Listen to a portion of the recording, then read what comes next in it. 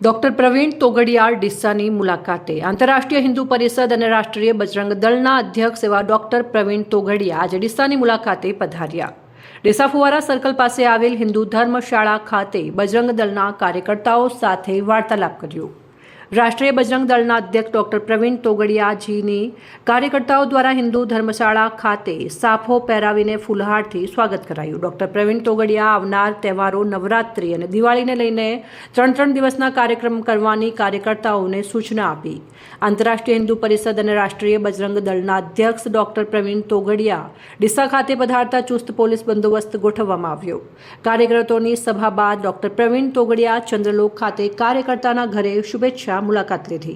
अंतर्राष्ट्रीय हिंदू परिषद, राष्ट्रीय बजरंग दल, राष्ट्रीय महिला परिषद ओजस्विनीए नवरात्र में पूरा देश में 3 कार्यक्रम नवरात्रना गुजरातना गरबा में, बाकी जगह रामलीला दुर्गा पूजा में 9 में 1 दिवस लोगों पास शस्त्र पूजन करावू, बीजू दशहरा दिवसे घरों में शस्त्र पूजन करे और तीजू आठम दिवसे कन्या पूजन।